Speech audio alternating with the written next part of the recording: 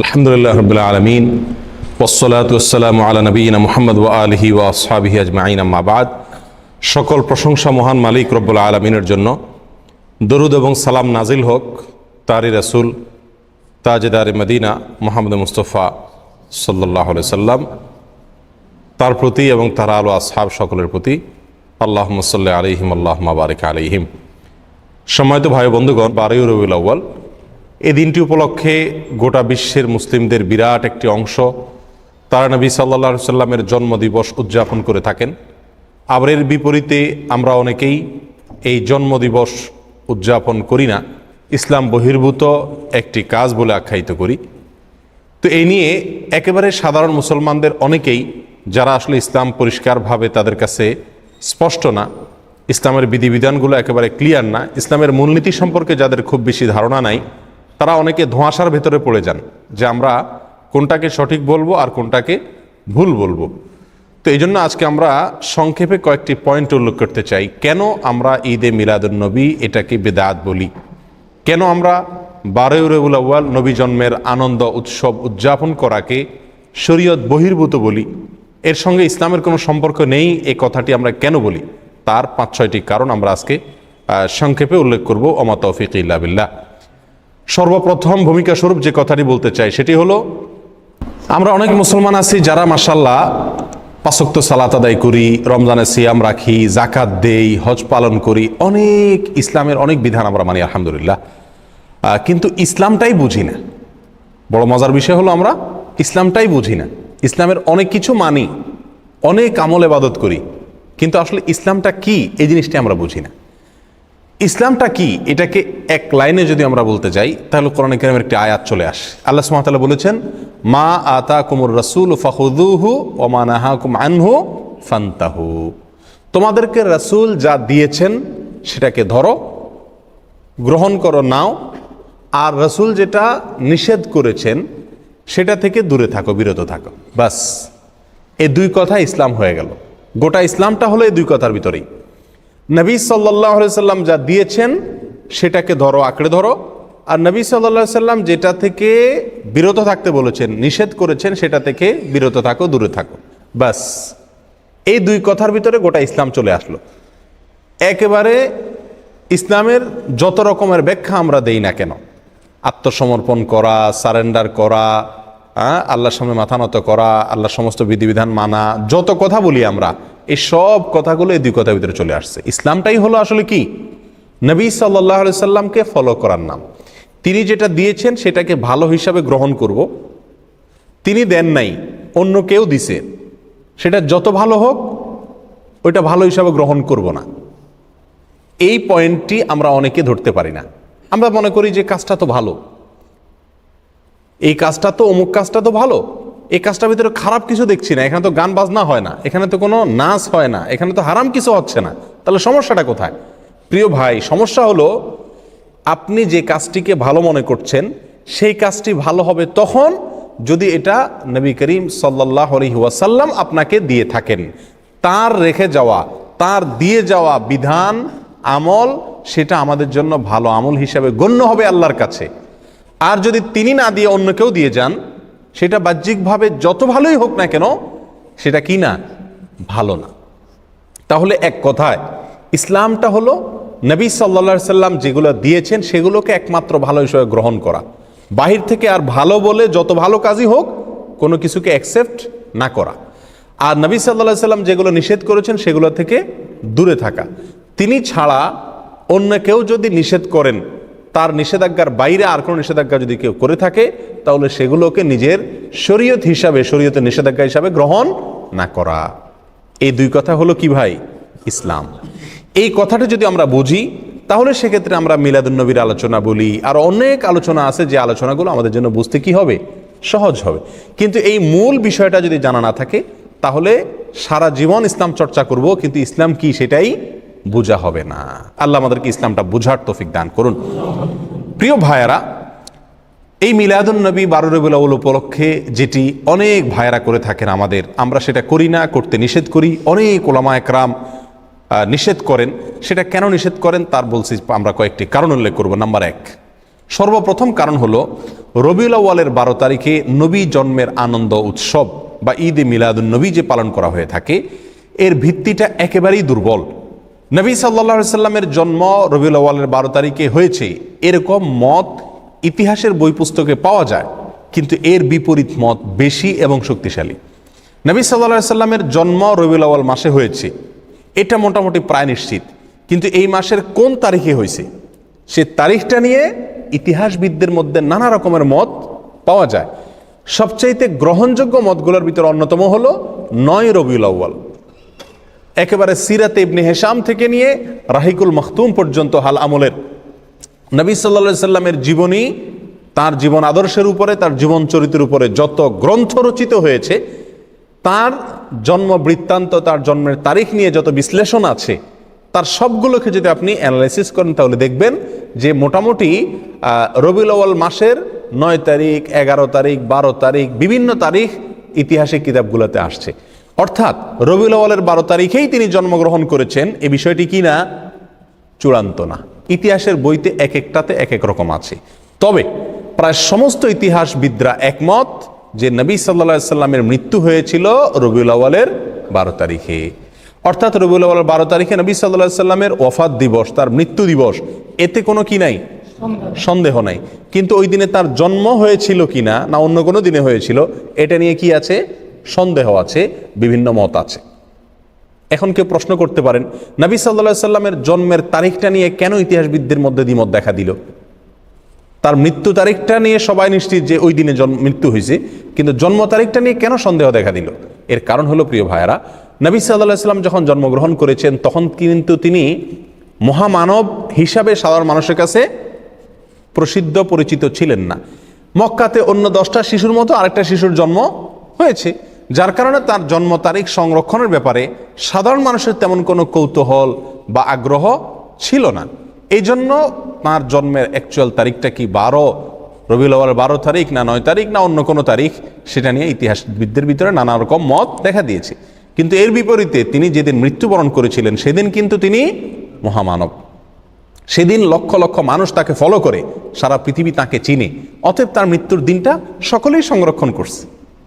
তাহলে আমরা যে জিনিসটি জানতে পারলাম এই কথা থেকে, সেটা হলো রবিউল আউয়ালের 12 তারিখ যে নবী সাল্লাল্লাহু আলাইহি সাল্লামের জন্মের দিনকে ধার্য করে এই দিন উপলক্ষে বিভিন্ন ঘটা করে অনুষ্ঠান করা হয়ে থাকে, উৎসব পালন করা হয়ে থাকে, এবং বলা হয় এটা সাইয়্যিদুল আয়াদ, যত ঈদ আছে সকল ঈদের সেরা ঈদ নাকি বিশ্বনবীর জন্ম ঈদ। এই যে কথাগুলো আমাদের কিছু ভাইয়েরা বলে থাকেন, তাদের কাছে আমরা যদি প্রশ্ন রাখি যে নবী সাল্লাল্লাহু আলাইহি সাল্লামের রবিউল আউয়ালের 12 তারিখে জন্ম হয়েছে এই মর্মে কোনো বইতে আপনি ইতিহাসবিদদের ঐক্যমত প্রমাণ করতে পারবেন না। সমস্ত বইগুলোতেই বিভিন্ন তারিখ উল্লেখ আছে, কিন্তু মৃত্যুর দিবস এটা নিশ্চিত। তাহলে যে দিনে নবী সাল্লাল্লাহু আলাইহি সাল্লামের মৃত্যু হয়েছে এটা নিশ্চিত, সেদিনে কোনো মুসলমান কি করতে পারে না? অন্তত আনন্দ বা উৎসব করতে পারে না। আর যদি আমরা কথার খাতিরে ধরেও নেই যে ওই দিনে নবী সাল্লাল্লাহু আলাইহি সাল্লামের কি হয়েছিল? জন্ম হয়েছিল, তাহলে আমরা একই দিনে জন্ম একই দিনে মৃত্যু এটা যদি ধরে নেই, তাহলে তো দিনের অর্ধেক হাসা উচিত আর অর্ধেক কাঁদা উচিত। অর্ধেক আপনি ঈদ পালন করেন, উৎসব পালন করেন, আর অর্ধেক কান্নাকাটি করেন। নবী সাল্লাল্লাহু আলাইহি সাল্লামের জন্মকে কেন্দ্র করে আপনি শুধু হাসবেন, তার মৃত্যুর কথা মনে করে কাঁদবেন না, এটা তো চরম লজ্জাস্কর কথাবার্তা, এটা তো চরম আফসোসের কথা, দুঃখজনক বিষয়। প্রিয় ভাইরা, তাহলে এই প্রথম পয়েন্টটি আমরা পেয়ে গেলাম, যে কারণে আমরা ঈদে মিলাদুন নবীকে বিদআত বলি, এর সঙ্গে ইসলামের কোনো সম্পর্ক নাই এটা বলি। তার প্রথম কারণ হলো রবিউল আউয়ালের 12 তারিখে নবী সাল্লাল্লাহু আলাইহি ওয়াসাল্লামের জন্ম হয়েছে, এই জিনিসটা কি না? চূড়ান্ত না। তবে মৃত্যু হয়েছে এই জিনিসটা চূড়ান্ত। নবী সাল্লাল্লাহু আলাইহি ওয়াসাল্লামের মৃত্যু দিবসে কোনো মুমিন কি হতে পারে না? খুশি হতে পারে না, আনন্দ বা উৎসব করতে পারে না। এটা হলো প্রথম কথা। নাম্বার 2, নবী সাল্লাল্লাহু আলাইহি ওয়াসাল্লাম তিনি নিজে তার জন্মদিবস পালন করেছেন নাকি করেন নাই? কোন সাহাবী তার জন্মদিবস, নবী সাল্লাল্লাহু আলাইহি ওয়াসাল্লামের জন্মদিবস পালন করেছেন নাকি করেন নাই? এবং বড় বড় সাহাবী, সিনিয়র সাহাবী যারা খোলাফা রাশেদা সহ অন্যান্য যারা ছিলেন, তারা সকলে, তাদের পরবর্তীতে তাবিন, তাবিন, কেউ কি কোনো কালে 3টি 70 যুগের কোনো কালে কি এই নবী সাল্লাল্লাহু আলাইহি ওয়াসাল্লামের জন্মের তারিখ উপলক্ষে কোনো উৎসব করা, ফুর্তি করা, অনুষ্ঠান করার কোনো প্রথা, রেওয়াজ, সিস্টেম সেই সমস্ত যুগে ছিল কিনা?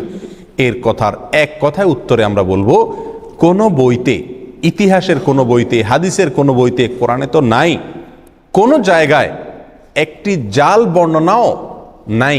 কোনো ভাইরা দেখাতে পারবেন না। যেসব ভাইরা মনে করেন সঠিক, তারা মেহরবানি করে কিতাবপত্র ঘেটে একটি সূত্র বের করুন, যে সূত্রে পাওয়া যায় যে নবী সাল্লাল্লাহু আলাইহি সাল্লামের জন্ম দিবস বা জন্ম তারিখ এটা উদযাপন উপলক্ষে রবিউল আউয়ালের 12 তারিখে বা বছরের কোনো একটা দিনে সাহাবায়ে কেরাম, নবী সাল্লাল্লাহু আলাইহি সাল্লাম নিজে অথবা তার পরবর্তী তাবিন, কোনো যুগে কেউ কোনো ধরনের অনুষ্ঠান করেছেন অথবা কোনো ধরনের উৎসব করেছেন, এরকম কোনো বর্ণনা কোনো হাদিসের কিতাবে, কোনো ইতিহাসের কিতাবে জাল, জয়ীফ, মিথ্যা, বানোয়াট বর্ণনাও নেই।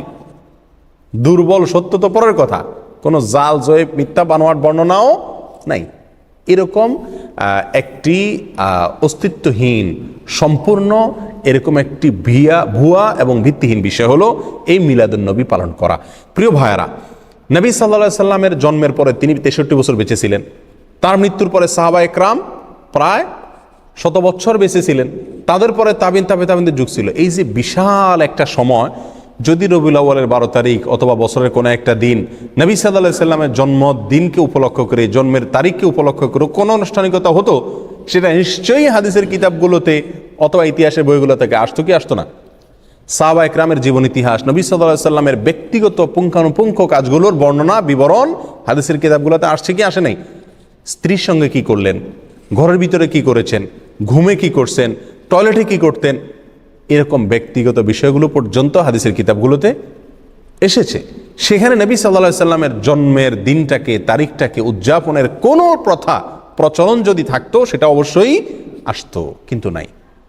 আমি তো চ্যালেঞ্জ করেছি, কোনো জাল, ভিত্তিহীন, ভুয়া, বানোয়াট বর্ণনাও পাওয়া যায় না হাদিসের কিতাবগুলোতেও না, ইতিহাসের কিতাবগুলোতেও না।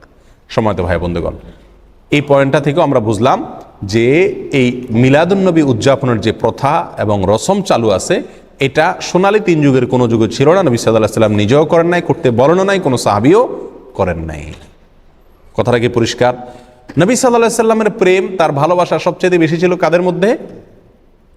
সাহাবায়ে কেরাম রাদিয়াল্লাহু তাআলা আনহুম আজমাইন, তাদের মধ্যে ছিল নবী সাল্লাল্লাহু আলাইহি সাল্লামের প্রতি সবচেয়ে বেশি ভালোবাসা।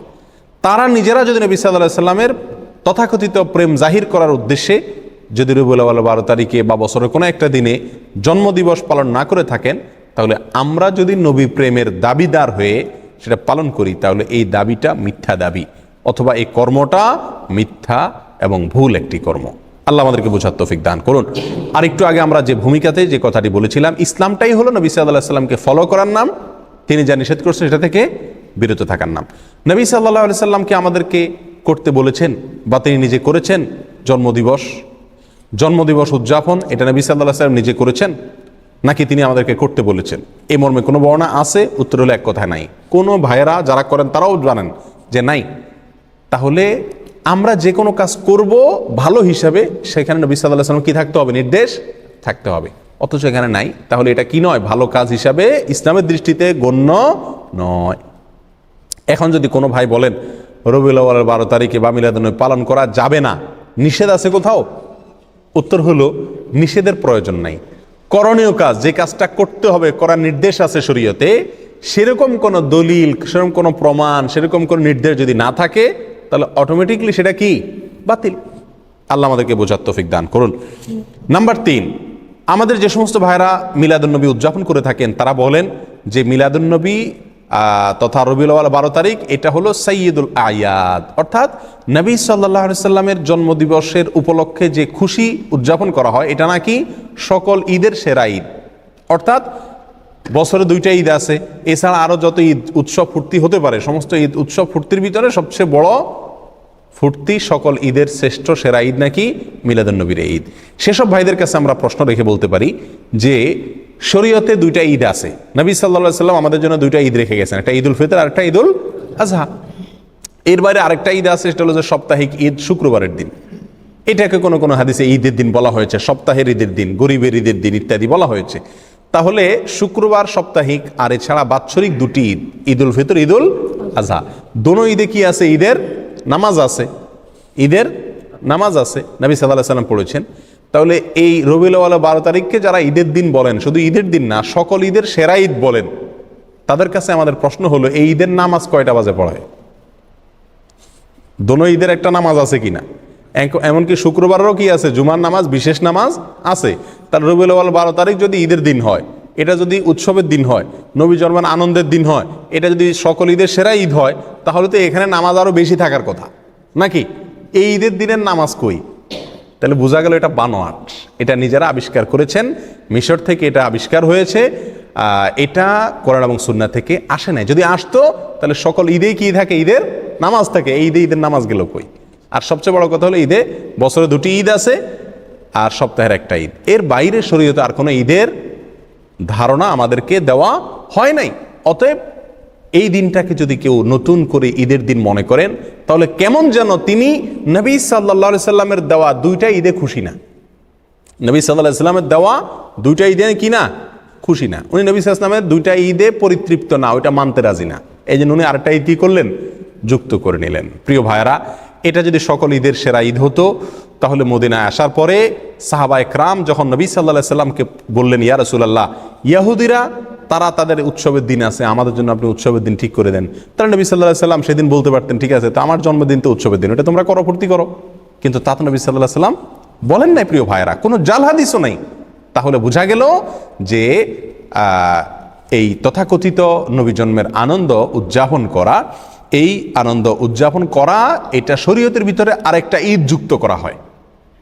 আর এটা কি বলা হয়, বিদআত। এটা কি বলা হয়, কি বিদআত।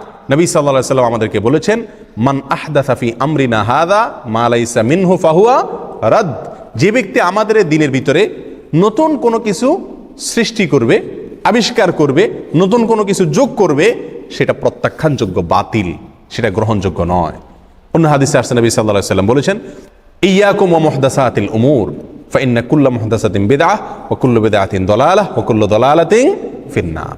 তোমরা সকল নতুন আবিষ্কার থেকে বেঁচে থাকবে। নতুন যত আবিষ্কার আছে ইসলামের নামে, দ্বীনের নামে, সেগুলো সবগুলোই বিদআত, আর সকল বিদআত এর ঠিকানা হলো কি, জাহান্নাম। প্রিয় ভাইরা, তাহলে নবী সাল্লাল্লাহু আলাইহি সাল্লাম আমাদেরকে 2টি ঈদ দিয়ে গেছেন। আমরা যদি আরেকটা ঈদের আবিষ্কার করি, সেটা যত সৎ উদ্দেশ্যেই করি, যত ভালো উদ্দেশ্যেই করি না কেন, ভালো তো সেটাই যেটা নবী সাল্লাল্লাহু আলাইহি সাল্লাম আমাদেরকে ভালো হিসাবে বলে গেছেন, করে গেছেন। আর নতুন কোনো যদি ভালো আমরা যোগ করি, আবিষ্কার করি, যুক্ত করি, তাহলে সেটাকে বলা হয় কি, বেদাত। বেদাত কি জিনিস? আমরা অনেকে মনে করি বেদাত মানে হলো বাহ্যিকভাবে খারাপ জিনিস। না ভাই, বেদাত ওই কাজকে বলা হয় যে কাজটাকে মানুষ ভালো মনে করি করে, অথচ শরীয়তে সেটার কোনো নির্দেশ নাই। এটাই বেদাত। বেদাত জিনিসটা যারা করেন তারা সকলে এটাকে ভালো কাজ হিসাবে জেনেই করেন। ওই ভালো কাজকে বেদাত বলা হয় যে ভালো কাজকে ওই কাজের কর্তা ভালো মা কাজ মনে করেন, অথচ কোরআন সুন্নাহ তার কি নাই, নির্দেশ নাই। সেটাই তো বেদাত। নতুন করে ঈদে মিলাদুন্নবী উদযাপন করা, আর একটা ঈদ শরীয়তের ভিতরে যুক্ত করা। এই কারণে আমরা এই মিলাদুন্নবী, তথাকথিত মিলাদুন্নবী আমরা উদযাপন করি না এবং এর সঙ্গে ইসলামের সম্পর্ক নাই বলি। নাম্বার 4, নবী সাল্লাল্লাহু আলাইহি সাল্লামের জন্মের কারণে, ওনার জন্মের কথা শুনে সর্বপ্রথম আনন্দ প্রকাশ করেছিলেন তার চাচা আবু লাহাব। তার চাচা আবু লাহাব, আবু লাহাবকে নবী সাল্লাল্লাহু আলাইহি সাল্লামের জন্মের সংবাদটা সর্বপ্রথম দিয়েছিল আবু লাহাবের একজন কৃতদাসী বাঁদী, তার নাম ছিল সুয়াইবা। এই সুয়াইবা নামক বাঁদিয়ে দৌড়ে এসে মালিকরে, আবু লাহাবকে সংবাদ দিয়েছিল যে, মালিক সুসংবাদ নেন, আপনার যে ভাই মারা গেছেন বাচ্চা পেটে রেখে, সে ভাই আব্দুল্লাহর ঘরে ছেলে হয়েছে। নবী সাল্লাল্লাহু আলাইহি সাল্লামের জন্মের এই সুসংবাদটা দিয়েছেন সর্বপ্রথম সুয়াইবা নামক বাঁদিয়ে। কাকে? আবু লাহাবকে। আবু লাহাবে এই সংবাদ শুনে খুশিতে নবীর জন্মে আনন্দ প্রকাশ করে সঙ্গে সঙ্গে সুয়াইবা নামক বাদীকে আজাদ করে দিলেন, মুক্ত করে দিলেন। যাও, তোমাকে আমি স্বাধীন করে দিলাম সারা জীবনের জন্য, তুমি আর দাসী নও, মুক্ত তুমি। আবু লাহাব কি জাহান্নামী না জান্নাতি? তাহলে যেই আবু লাহাব খুশি হয়ে নবী সাল্লাল্লাহু আলাইহি সাল্লামের জন্মের সংবাদ শুনে নিজের বাদীকে মুক্ত করে দিয়েছেন, অথচ তিনি জান্নাতে যেতে পারছেন না। এই ঘটনা আমাদেরকে কি বার্তা দেয়? নবী জন্মের আনন্দ উৎসব প্রকাশ করা, এর মধ্যে মুক্তি নিহিত নাই। নাজাত এটার উপরে নির্ভর করে না। নাজাত নির্ভর করে, আখিরাতে নাজাত নির্ভর করে নবী সাল্লাল্লাহু আলাইহি সাল্লামের অনুসরণ অনুকরণে। নবী সাল্লাল্লাহু আলাইহি সাল্লামের কথা যারা মানবে, তার কথার উপর আমল করবে, তার নির্দেশকে মেনে চলবে, তারাই নাজাত পাবেন। আবু বকর, ওমর, ওসমান, আলী, রাদিয়াল্লাহু তাআলা আনহুম আজমাইন, আরও যত সাহাবা একরাম আছে, তারা কেউ নবী সাল্লাল্লাহু আলাইহি সাল্লামের জন্মের দিন উপলক্ষে কোনো বিশেষ কিছু করেছেন এরকম কিছু আমরা জানি না। তবে একটি কাজ তারা করেছেন, নবী সাল্লাল্লাহু আলাইহি সাল্লামের কোনো নির্দেশ তারা পেলে সেটাকে একেবারে অক্ষরে অক্ষরে পালন করেছেন। ঠিক না ঠিক? নবী জন্মের আনন্দ তারা উদযাপন করেননি, কিন্তু নবীর প্রতিটি কথাকে ফলো করেছেন। তারা প্রত্যেকেই জান্নাতি হিসাবে নবী সাল্লাল্লাহু আলাইহি সাল্লাম থেকে সরাসরি কি পাইছেন? সুসংবাদ পেয়েছেন। এর বিপরীতে আবু লাহাব, তিনি নবীর জন্মের আনন্দ প্রকাশ করেছেন, কিন্তু নবীর অনুকরণ অনুসরণ করেন নাই, নবীর কথা মানেন নাই। জান্নাতি না জাহান্নামী? জাহান্নামী। তাহলে আমরা 4 নম্বর পয়েন্ট পেয়ে গেলাম, নবী জন্মের আনন্দ প্রকাশ করা, অনুকরণ অনুসরণ না করে এর মধ্যে মুক্তি বা নাজাত নিহিত নাই। মুক্তি এবং নাজাত নিহিত হলো নবীর কথা মানা, ফলো করা, আমল করার মধ্যে। আর আমরা সেটাই করতে বলি, আনন্দ উৎসব করে, জাস্ট আপনার ঘটা করে কিছু আনুষ্ঠানিকতা করে নবী প্রেমের পরাকাষ্ঠা দেখানোর এই মিথ্যা ভালোবাসা প্রকাশ, এটাকে আমরা নিষেধ করি, ওলামা একরাম নিষেধ করেন। আল্লাহ আমাদেরকে বুঝার তৌফিক দান করুন। নাম্বার 5, নবী সাল্লাল্লাহু আলাইহি সাল্লামের জন্ম এটা আসলে পালন করার বিষয় না। পালন করা মানে অনুসরণ করা, অনুকরণ করা, নাকি? কিন্তু তার যে বর্ণাঢ্য জীবনী, বিশেষ করে তিনি নবী হয়েছেন 40 বছর বয়সে, এরপরে 63 বছর বয়স পর্যন্ত 23 বছর যে হায়াত পেয়েছেন, এই 23 বছরের যে জীবন, এই জীবনের প্রতিটি কাজ, প্রতিটি কথা, সেটা আমাদের জন্য অনুকরণীয়, অনুসরণীয়। ইহুদিরা, খ্রিস্টানরা তারা যে সমস্ত কাজ করে, আমরা তার অনেকগুলোকে আমাদের ধর্মের ভিতরে ধর্মীয় কাজ হিসেবে আমরা সেটাকে আমদানি করছি। নবী সাল্লাল্লাহু আলাইহি সাল্লাম বহু বছর আগেই বলে গেছেন, লা তাত্তাবিউন্না সুনানা মান কানা ক্বাবলাকুম, তোমরা তোমাদের পূর্বে যে সমস্ত জাতি গত হয়ে গেছে তাদের অনুসরণ করবা, একেবারে শিবরান বিশিবরিন ওয়া যিরাআন বিযরাইন, বিগতে বিগতে, হাতে হাতে। তারা যদি গর্তে ঢুকে তোমরাও যায় গর্তে ঢুকবা, এরকম তাদেরকে অনুসরণ করবা। খ্রিস্টানরা ঈসা আলাইহিস সালামের জন্মদিবস উদযাপন করে, তাদের ধর্মীয় কর্মকাণ্ড হিসাবে তারা এটা করে। এটা দেখে আমাদের অনেক ভাইরা চিন্তা করলেন, তাহলে আমাদের নবীর একটা জন্মদিবস, সম্ভাব্য জন্মদিবস আমরা ধরে আমরা উদযাপন করি। এটা মূলত আসছে খ্রিস্টানদের কাছ থেকে। এই কারণে আমরা এই দিবসটা কি করি না? উদযাপন করি না। তাহলে আমরা সংক্ষেপে যে কয়েকটি কারণে আমরা এই ঈদে মিলাদুন্নবী তথাকথিত ঈদে মিলাদুন্নবী উদযাপন করি না, বা এই 12 রবিউল আউয়াল উপলক্ষে ঈদে মিলাদুন্নবী উদযাপন করাকে, কর্মকাণ্ড করাকে বিদআত মনে করি, নিষিদ্ধ মনে করি, তার 5টি কারণ আমরা উল্লেখ করলাম। আবারও এক নজরে কারণগুলো বলে দেই। সর্বপ্রথম হলো 12 রবিউল আউয়ালে নবী সাল্লাল্লাহু আলাইহি সাল্লামের জন্ম হয়েছে এরকম কোনো বিষয় নিশ্চিত করে কোনো ইতিহাসের বইতে পাওয়া যায় না, বরং সিরাত ইবনে হিশাম থেকে নিয়ে রাহিকুল মাখতুম পর্যন্ত সমস্ত ইতিহাসের বইগুলোতে নবী সাল্লাল্লাহু আলাইহি সাল্লামের জন্ম তারিখের বিশ্লেষণ যদি থাকে তাহলে সেখানে একাধিক তারিখের কথা বলা আছে। অতএব নির্দিষ্ট কোনো তারিখ আমাদের জন্য ফিক্স করে জানেন নবী সাল্লাল্লাহু আলাইহি সাল্লাম। কিভাবে আমরা করব? নাম্বার 2, তিনি নিজে তার জন্মদিবস উপলক্ষে কোনো আনুষ্ঠানিকতা তিনি করেননি। বছরের কোনো একটা দিনকে তিনি উদযাপন করেননি, কোনো সাহাবীকে করতে বলেন নাই, আমাদেরকে করতে বলেন নাই। তার মৃত্যুর পরেও তার কোনো সাহাবী তার জন্মদিবস উপলক্ষে বছরের একটা দিনকে কোনো অনুষ্ঠানের জন্য নির্দিষ্ট করেন নাই, বা কোনো অনুষ্ঠান কখনোই করেননি। আর তারা যেটা করেননি, করতে বলেননি, সেটাকে আমরা ভালো কাজ মনে করে করলে সেটার নামই কি? বেদাত। এই জন্য আমরা এই কাজটি করি না এবং করতে নিষেধ করি। নাম্বার 3, শরীয়ত আমাদেরকে 2টি ঈদ দিয়েছে ভাই, একটা ঈদুল ফিতর আর একটা ঈদুল আজহা, আরেকটা হলো সাপ্তাহিক ঈদ জুমার দিন। এর বাইরে বছরে আরেকটি ঈদ যদি কেউ নতুন করে যুক্ত করে তাহলে সেটা হবে শরীয়তের ভিতরে নতুন করে সংযোজন। আর শরীয়তের ভিতরে নতুন কোনো সংযোজন এটা গ্রহণযোগ্য না, পরিত্যাজ্য। নবী সাল্লাল্লাহু আলাইহি সাল্লাম বলেছেন, মান আহদাসা ফি আমরিনা হাযা মা লাইসা মিনহু ফাহুয়া রাদ। যদি কেউ আমাদের এই দিনের ভিতরে নতুন কিছু যুক্ত করে, সংযুক্ত করে, যেটা আমি বলি নাই, করি নাই, সেটা রদ অর্থাৎ প্রত্যাখ্যানযোগ্য, সেটা বাতিল। প্রিয় ভাইরা, নাম্বার 4, নবী জন্মের আনন্দ প্রকাশ করার ভিতরে নাজাত নিহিত নাই, মুক্তি নিহিতই। নবীর কথা অনুসরণ করা, ফলো করার ভিতরে মুক্তি নিহিত। নবী সাল্লাল্লাহু আলাইহি সাল্লামের আপন চাচা আবু লাহাব, তিনি নবীর জন্মে আনন্দিত হয়ে তার নিজের বাদীকে মুক্ত করে দিয়েছেন। অথচ আমরা তো নবীর জন্মে আনন্দিত হয়ে বড় জোর জিলাফি দেই, খিচুড়ি দেই, এর বেশি কিছু করি না। আর আবু লাহাব নিজের বাদীকে মুক্ত করে দিয়েছেন। বাদী অনেক দাম ছিল তখন। এই দামি বাদী তিনি মুক্ত করে দিয়েছেন, তারপরও তার মুক্তি হয়নি, তার নাজাত হয়নি। কেন? কারণ তিনি নবী সাল্লাল্লাহু আলাইহি সাল্লামের ফলো করেননি, তার কথা মানেন নাই। তাহলে বোঝা গেল নবীর জন্মের আনন্দ উদযাপনের মধ্যে মুক্তি নিহিত নাই। মুক্তি নিহিত আছে কোথায় ভাই? নবীর অনুসরণ অনুকরণ করার ভেতরে সাল্লাল্লাহু আলাইহি ওয়াসাল্লাম। নাম্বার 5, নবী সাল্লাল্লাহু আলাইহি সাল্লামের জন্ম এটা আসলে পালনের কোনো বিষয় না, এটা আসলে পালন করার কোনো বিষয় না। নবী সাল্লাল্লাহু আলাইহি সাল্লামের জীবনী, তার সিরাত, নবী হওয়ার পর থেকে নিয়ে মৃত্যু পর্যন্ত যে 23 বছরের বিশাল জীবনী, এটা পালন করার বিষয়। অক্ষরে অক্ষরে প্রতিটা দিন, প্রতিটা মুহূর্ত, প্রতিটা কাজ, প্রতিটা নির্দেশ আমাদেরকে ফলো করার মতো বিষয়। অতএব নবী জন্মের আনন্দ যেটা খ্রিস্টানরা করে তাদের নবীর ঈসা আলাইহিস সালামের, ওইটাকে আমদানি করে ইসলামের ভিতরে প্রবেশ করানো হয়েছে। আমাদের নবীর জন্ম উপলক্ষে কোনো উৎসবের কথা আমাদেরকে শরীয়ত বলে নেই। আর এই সমস্ত কারণে আমরা কি করি না, এই তথাকথিত ঈদে মিলাদুন নবী এটা উদযাপন করি না। আর আমরা এটা না করার কারণে, এটাকে আমরা বেদাত বলার কারণে আমাদের সে সমস্ত ভাইয়েরা যারা এগুলো উদযাপন করেন তারা বলেন এগুলো নবীর দুশ্মন। আমরা নাকি কি নবীর দুশ্মন, ওনারা নাকি নবীর প্রেমিক। এখন আমাদের একটা মিটার দরকার, যে মিটার দিয়ে আমরা মাপতে পারবো কে আসলে নবীর দুশ্মন আর কে আসলে নবীর প্রেমিক। তো কয়েকটা মিটার কোরআন এবং হাদিসের আলোকে আমরা পাই। তার ভিতরে 1 নম্বর মিটার হলো নবী সাল্লাল্লাহু আলাইহি সাল্লামের কথা মানা। এটা হলো নবীর প্রেমের প্রমাণ। নবী প্রেমের প্রমাণ হলো কি, নবী সাল্লাল্লাহু আলাইহি সাল্লামের কি করা, অনুকরণ করা, অনুসরণ করা। সূরা আলে ইমরানের ভিতরে আল্লাহ সুবহানাহু ওয়া তাআলা বলেছেন যে কুল ইন কুনতুম তুহিব্বুনাল্লাহা ফাত্তাবিউনি ইউহিব্বুকুমুল্লাহ। হে রাসূল, আপনি বলে দিন, কোরআনে বলছেন আল্লাহ তাআলা, আপনি বলে দিন যদি তোমরা আল্লাহকে ভালোবাসো, তোমাদের ভিতরে যদি আল্লাহ প্রেম থাকে, আল্লাহর প্রতি ভালোবাসা থাকে, ফাত্তাবিউনি, তাহলে তোমরা আমার কি করো, অনুকরণ, অনুসরণ করো।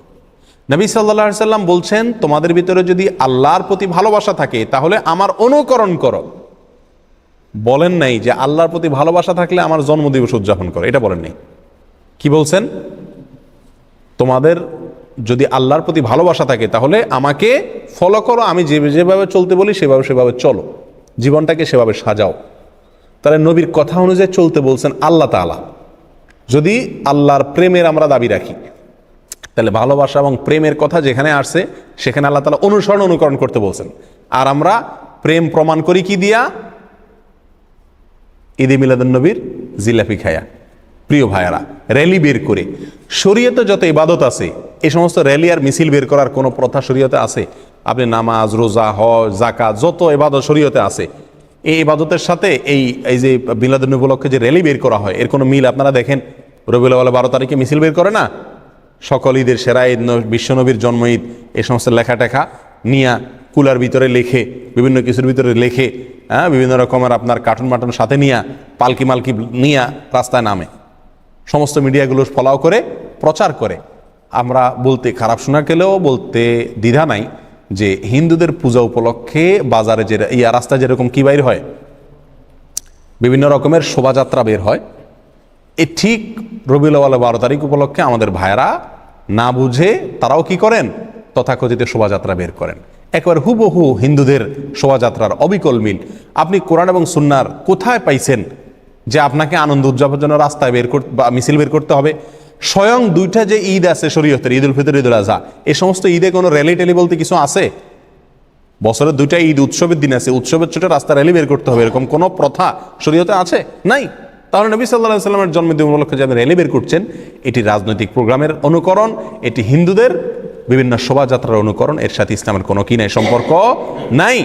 নবী প্রেমের পরীক্ষায় যদি আপনি উত্তীর্ণ হতে চান তাহলে আপনাকে নবী সাল্লাল্লাহু আলাইহি সাল্লামের কি করতে হবে, নির্দেশকে ফলো করতে হবে। আল্লাহ বলেছেন সূরা আলে ইমরানে, যদি তোমরা আল্লাহকে ভালোবাসো ফাত্তাবিউনি, রাসূলকে বলে দিয়েছেন আল্লাহ বলতে, যেন রাসূলের কি করেন, আমরা অনুকরণ করি। তাহলে অনুকরণ, অনুসরণ করার সাথে প্রেমের সম্পর্ক, জন্মদিবস পালন করার সাথে কি নাই, প্রেমের সম্পর্ক নাই। নাম্বার 2, নবী সাল্লাল্লাহু আলাইহি সাল্লাম বলেছেন লা ইউমিনু আহাদুকুম হাত্তা আকুনা আহাব্বা ইলাইহি মিন ওয়ালাদিহি ওয়া ওয়ালিদিহি ওয়ান নাসি আজমাইন। তোমাদের কেউ ততক্ষণ পর্যন্ত ঈমানদার হতে পারবে না যতক্ষণ পর্যন্ত তার সন্তান, বাবা, সকল মানুষ, বুখারী মুসলিম এক হাদিসে আসছে, নিজের জীবনের চাইতে আমি বেশি প্রিয় না হব, অর্থাৎ রাসূল বেশি প্রিয় না হব। তাহলে ভাই আমাদের রাসূলের প্রতি করণীয় হলো আমরা তাকে ভালোবাসা, তাকে কি করা, ভালোবাসা, জীবনের চাইতে বেশি ভালোবাসা। আর এই ভালোবাসা প্রকাশের উপায় হলো তার অনুকরণ, অনুসরণ করা। নাম্বার 2, নবী সাল্লাল্লাহু আলাইহি সাল্লামের প্রতি ভালোবাসা প্রকাশের মাধ্যম হলো দুরূদ প্রেরণ করা। সকাল সন্ধ্যা উঠতে বসতে বেশি বেশি দুরূদ পাঠ করা। বহু হাদিসে তিনি দুরুদ বেশি বেশি করে করতে বলেছেন। আকসিরুস সালাতে আলাইয়া, তোমরা আমার প্রতি বেশি দুরুদ পাঠ করো, নবী সাল্লাল্লাহু আলাইহি সাল্লাম বলে গেছেন। তাহলে তার প্রতি ভালোবাসা প্রকাশের দ্বিতীয় মাধ্যম হলো কি করা ভাই? দুরুদ বেশি বেশি প্রেরণ করা। নাম্বার 3, আপনি যদি নবীর জন্ম উপলক্ষে কিছু করতে চান, তাহলে একটা করণীয় আপনি আপনার জন্য আছে, সেটা হলো নবী সাল্লাল্লাহু আলাইহি সাল্লামের জন্মের তারিখটা ইতিহাসের বইতে এক একটাতে এক এক রকম থাকলেও নবী সাল্লাল্লাহু আলাইহি সাল্লামের জন্মের দিবস, দিনটা, কোন দিনে তার জন্ম হয়েছে, এই জিনিসটা কিন্তু চূড়ান্ত নির্দিষ্ট, সবাই জানেন। সহিহ মুসলিমের হাদিসে আসছে নবী সাল্লাল্লাহু আলাইহি সাল্লাম সোমবারে তিনি রোজা রাখতেন, বৃহস্পতিবার রোজা রাখতেন। তো সোমবারের রোজা প্রসঙ্গে তাকে জিজ্ঞাসা করা হয়েছিল, আপনি কেন রোজা রাখেন? তিনি বলেছিলেন যে যাকা ইয়াউমুন ওয়ালিদতু ফীহ, এটা এমন একটা দিন, এই দিনে আমার জন্ম হয়েছিল। তাহলে সোমবারে নবী সাল্লাল্লাহু আলাইহি সাল্লামের জন্ম হয়েছিল, এটা মোটামুটি চূড়ান্ত এবং নিশ্চিত। এবং এটা কোথায় আছে? সহিহ মুসলিমে আছে। প্রিয় ভাইরা, তাহলে নবী সাল্লাল্লাহু আলাইহি সাল্লামের জন্মের দিনটা জানা সবাই, নির্দিষ্ট, তারিখটা কি না? নির্দিষ্ট না। আর সেই দিন উপলক্ষে তিনি কি করছেন? রোজা রাখছেন। সোমবার উপলক্ষে তিনি কি করছেন? রোজা রাখছেন। আর আমরা আরো রবিউল আউয়াল উপলক্ষে মিলাদুন নবীর নামে মিজিলাফি, মিষ্টি, খিচুড়ি, যত যা আছে, বিরিয়ানির প্যাকেট, আরো মিলাদ পড়ে বেশি বেশি করে খাই। নবী সাল্লাল্লাহু আলাইহি সাল্লাম তার জীবনের দিনটি উপলক্ষে তিনি রোজা রাখছেন, খানাই ছেড়ে দিয়েছেন, আল্লাহর কাছে শুকর আদায় করছেন। আর আমরা ওই দিনে আরো বেশি করে খাই। সম্পূর্ণ উল্টা হয়ে গেল না? আল্লাহ আমাদেরকে বোঝার তৌফিক দান করুন। প্রিয় ভাইরা, তাহলে নবী সাল্লাল্লাহু আলাইহি সাল্লামের জন্ম উপলক্ষে যদি আপনি কিছু করতে হয়, তাহলে বছরে একদিন না, প্রতি সপ্তাহে করতে হবে। সেটা কি? সোমবারের রোজা প্রতি সপ্তাহে করতে হবে, এবং সেটা কি? সোমবারের রোজা রাখতে হবে। আপনি বছরে একদিন ফুর্তি করবেন আর জিলাপি মিষ্টি খাবেন, খিচুড়ি আর বিরিয়ানি বিতরণ করবেন, এর কোনো সুযোগ ইসলামী শরীয়তে নাই। আল্লাহ সুবহানাহু ওয়া তাআলা আমাদেরকে এই সঠিকটা বুঝার তৌফিক দান করুন। আল্লাহ তাআলা আমাদের সকলকে দিনকে দিন হিসাবে গ্রহণ করার, হককে হক হিসাবে বুঝার, বাতিলকে বাতিল হিসাবে বুঝার মতো সেরকম শক্তি আল্লাহ তাআলা আমাদের সকলকে দান করুন। জাযাকুমুল্লাহ ওয়া আখিরু দাওয়ানা আলহামদুলিল্লাহি রাব্বিল আলামিন। লেখা দেখে দেখে পড়েন, ইউটিউব থেকে দেখে দেখে পড়েন, কিন্তু পড়েন বড় হৃদয়গ্রাহী ভাই, বড় মর্মস্পর্শী। ইমানদার এটার অর্থের দিকে তাকায় যদি পড়ে, তো তার অন্তর না গলে পারে না। ইস্তেগফার সম্পর্কে কোন কোন হাদিসের ভাষ্যের মধ্যে মান লাজিমাল ইস্তেগফার ভাষ্য এসেছে, অর্থাৎ যে ব্যক্তি ইস্তেগফারকে আঁকড়ে ধরবে, এটাকে কন্টিনিউয়াসলি করবে, ইস্তেগফার কখনো ছাড়বে না, সবসময় তার মধ্যে ইস্তেগফার অব্যাহত থাকবে, ওই ব্যক্তিকে আল্লাহ রাব্বুল আলামিন বিভিন্ন পেরেশানি থেকে সারপ্রাইজড হওয়ার মতো এমন এমন পথ বের করে দিবে যে সে চিন্তাও করে নাই। তার পেরেশানি থেকে মুক্তির পথ আল্লাহ তাআলা দেখায় দিবেন। ইস্তেগফার কিভাবে করবেন ভাই? ইস্তেগফার এমন একটা আমল, এটা ছাড়া তো আমাদের উপায় নাই ভাই। ইস্তেগফার আমাদের দুনিয়ার পেরেশানি দূর করবে, আখিরাতের পেরেশানি দূর করবে। দুনিয়ার পেরেশানি, আমাদের বিপদ আপদ, মুসিবত, এগুলো, রিজিকের অনটন, অভাব, এগুলা। আর আখিরাতের পেরেশানি হলো আমাদের পাপ, গুনাহ, এগুলা। কোরআনে কারিমে আল্লাহ রাব্বুল আলামিন সূরা নূহের মধ্যে আল্লাহ নবী নূহ আলাইহিস সালাম তার সম্পর্কে বলছেন, ফাকুলতুস্তাগফিরু রাব্বাকুম ইন্নাহু কানা গাফফারা ইউরসিলিস সামাআ আলাইকুম মিদরারা ওয়া ইউমদিদুকুম বিআমওয়ালিন ওয়া বানিন ওয়া ইয়াজআল লাকুম জান্নাতিন ওয়া ইয়াজআল লাকুম আনহারা। তিনি বলেন, আমি বলেছি আমার জাতিকে তোমরা ইস্তেগফার কাছে ইস্তেগফারটা করতে থাকো। রুটি রুজি নাই, চাকরি নাই, ইনকাম নাই, ব্যবসা খারাপ যাচ্ছে, পেরেশানি হচ্ছে, ইস্তেগফার ধরো। কি হবে? ইন্নাহু কানা গাফফারা। যদি ইস্তেগফার করো, এক নম্বর লাভ হলো আল্লাহ মাফ করে দিবেন গুনাহ। ইউরসিলিস সামা আলাইকুম মিদরারা, যাতে ফসল ভালো হয়, রিজিক ভালো হয়, সেই ব্যবস্থা আল্লাহ করবেন।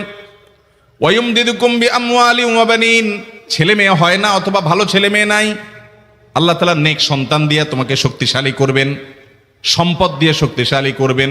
ওয়া ইয়াজআল লাকুম জান্নাতিন ওয়া ইয়াজআল লাকুম আনহারা, আল্লাহ তাআলা প্রসবন দিবেন, ফসল দিবেন, বরকত দিবেন রুজিতে। কিসের মাধ্যমে? ইস্তেগফার। কিসের মাধ্যমে ভাই? ইস্তেগফার। আহা, ইস্তেগফারের আমল আমাদের দেশে মানুষ আমরা জানি না ভাই। এটাও আরবদেরকে আমি দেখেছি, সারাক্ষণ তারা অবসর সময়গুলোতে ইস্তেগফার করতে থাকে। আস্তাগফিরুল্লাহ ওয়া আতুবু ইলাইহি, আস্তাগফিরুল্লাহ, আস্তাগফিরুল্লাহ। মানে কি? আল্লাহর কাছে আমি ক্ষমা প্রার্থনা করি, আল্লাহর কাছে আমি মাপ চাই, আল্লাহর কাছে আমি তওবা করি, আল্লাহর দিকে আমি ধাবিত হই, আল্লাহর কাছে আমি ফিরে যাই। আস্তাগফিরুল্লাহ, আস্তাগফিরুল্লাহ। আপনি বসে আছেন নিরিবিলি, ভাইরা আমার, এখন আর নিরিবিলি বলতে কোনো সময় নাই। এখন আর ফ্রি টাইম নাই, এখন আর আমাদের অবসর টাইম নাই। আস্তাগফিরুল্লাহ কখন বলবো? মোবাইল টিপতে টিপতে টিপতে টিপতে, ফেসবুকের নোটিফিকেশন দেখতে দেখতে দেখতে, লাইক কমেন্ট গুনতে গুনতে আমাদের এখন কোনো ফুরসত নাই।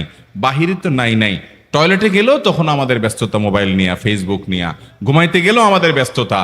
ও ভাই আমার, অথচ আমার হায়াত শেষ হয়ে যাচ্ছে, আমল নামার শূন্য খালি, ফেসবুক টিপাটিপিতে পরিপূর্ণ।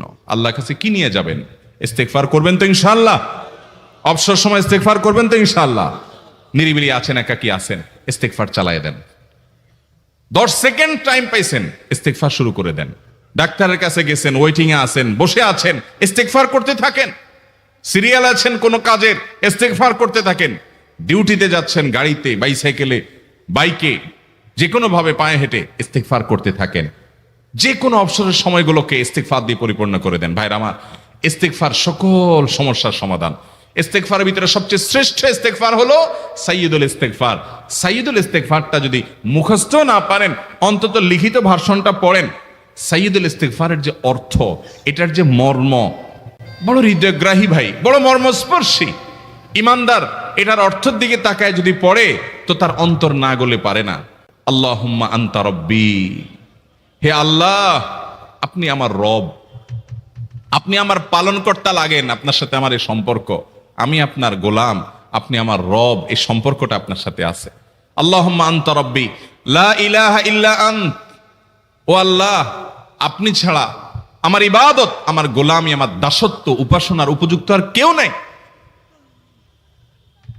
আল্লাহুম্মা আনতা রব্বি লা ইলাহা ইল্লা আন্ত খালাকতানি, আপনি আমাকে সৃষ্টি করেছেন। ওয়া আনা আবদুক, আল্লাহ আমি আপনার গোলাম। দেখেন কিভাবে আল্লাহর সাথে সম্পর্কটার কথা বলা হচ্ছে মুহাব্বতের সাথে। খালাকতানি ওয়া আনা আবদুক, আল্লাহ আপনি আমাকে সৃষ্টি করেছেন আর আমি আপনার গোলাম। ওয়া আনা আলা আহদিকা ওয়া ওয়া'দিকা মাস্তাতা'তু, আল্লাহ আপনার সাথে যে অঙ্গীকার করেছিলাম, আলাস্তু বিরব্বিকুম, আপনি জিজ্ঞেস করেছেন।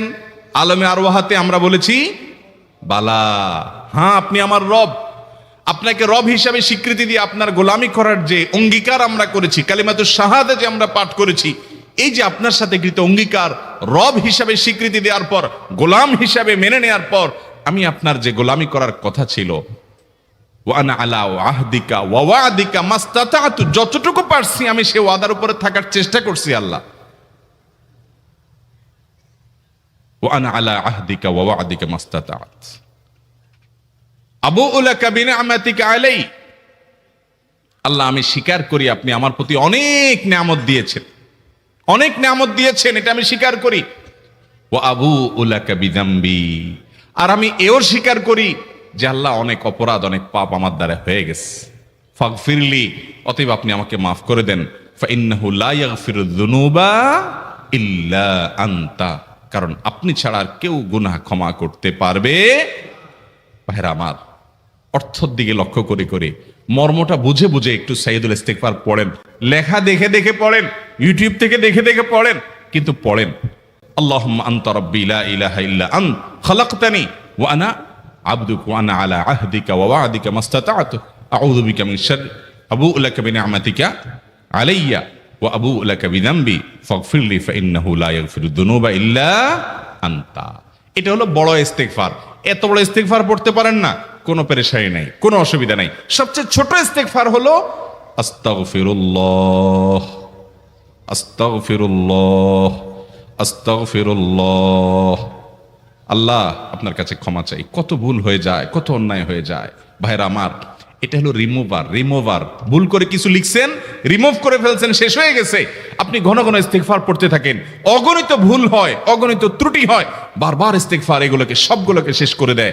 ভাইরা আমার, নিরাপত্তা এনে দেয়। আল্লাহ কোরআনে কারিমে বলেছেন যে আপনার রব আপনার কওমের প্রতি আযাব নাজিল করবেন না যদি আপনি থাকেন। আর যদি তারা ইস্তেগফারে রত রাখে, তাহলে গণ আযাব আল্লাহর পক্ষ থেকে আসবে। অতএব ভাইরা আমার, ইস্তেগফার বেশি বেশি করতে হবে। 6টা আমল, 6টা জিকির, দোয়া হলো শত শত হাজার দোয়া এবং জিকিরের সান্নিধ্যাসের। দ্বিতীয়টা হলো ইস্তেগফার। চেষ্টা করবো না ইনশাআল্লাহ ইস্তেগফার করা, চলতে ফিরতে আস্তাগফিরুল্লাহ ওয়া আতুবু ইলাইহি। অথবা শুধু আস্তাগফিরুল্লাহ। আরেকটা ইস্তেগফার হাদিসে বর্ণিত, আস্তাগফিরুল্লাহ আল্লাযী লা ইলাহা ইল্লা হুয়াল হাইয়ুল কাইয়্যুম ওয়া আতুবু ইলাইহি ওয়া লা হাওলা ওয়া লা কুওয়াতা ইল্লা বিল্লাহ। এটাও ইস্তেগফার। তাহলে একটা বড় ইস্তেগফার, একটা মিডিয়াম, একটা ছোট, যার যেটা সুবিধা হয় এটা পড়েন। বড়টা হলো সাইয়্যিদুল ইস্তেগফার, সবচেয়ে শ্রেষ্ঠ ইস্তেগফার যেটা হাদিসে বর্ণিত হয়েছে। সাইয়্যিদুল ইস্তেগফার নবীজি সকাল সন্ধ্যা পাঠ করতেন, বিভিন্ন সময় পাঠ করতেন, রাতে পাঠ করার কথা বলতেন। সাইয়্যিদুল ইস্তেগফার পাঠ করলে আল্লাহ রাব্বুল আলামিন ওই দিনে ওই রাতে ওই ব্যক্তি মারা গেলে তার সব গুনাহ খাতা মাফ করে তাকে জান্নাত দিবেন ইনশাআল্লাহ।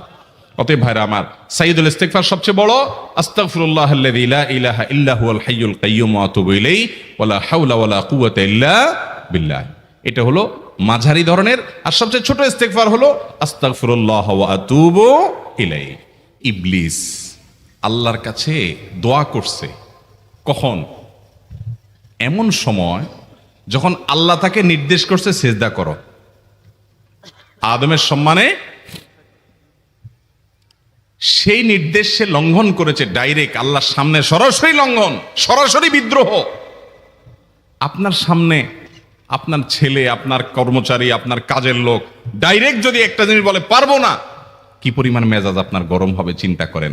অথচ আপনিও মানুষ, সেও মানুষ, আর আল্লাহ হলেন সৃষ্টিকর্তা, এ হলো সৃষ্টি।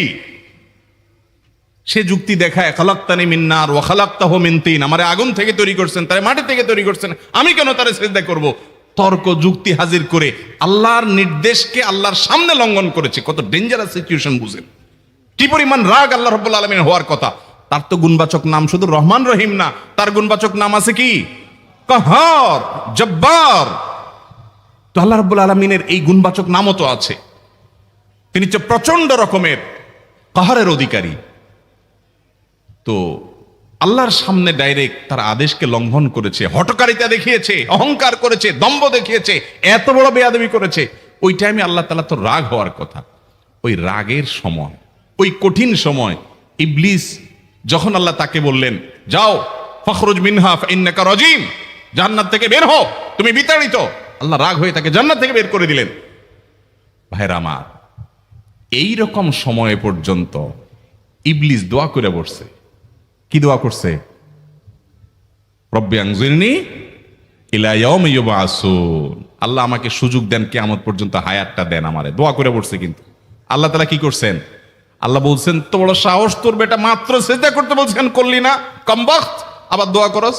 আল্লাহ সেটা বলেন নাই। আল্লাহ কি করছেন? ইন্নাকা মিনাল মুনজারিন, যাও তোমাকে সুযোগ দেয়া হলো। সুবহানাল্লাহ। ইবলিস যদি আল্লাহর রাগ হওয়ার মতো সময়ে, ক্রোধ হওয়ার মতো সময়ে আল্লাহর সামনে আল্লাহর সরাসরি অবাধ্য হয়ে আল্লাহ তাকে বের করে দিচ্ছেন বিতাড়িত শয়তানকে, ওই টাইমে যদি দোয়া করার পর ইবলিসের দোয়া কবুল হয়, ও মুসলমান, আপনি আল্লাহর গোলাম হিসেবে নিজেকে স্বীকার করেন, আপনি যত পাপিষ্ঠ হন না কেন, আপনার দোয়া কেন কবুল হবে না? আল্লাহর কাছে দোয়া করবো না ইনশাআল্লাহ?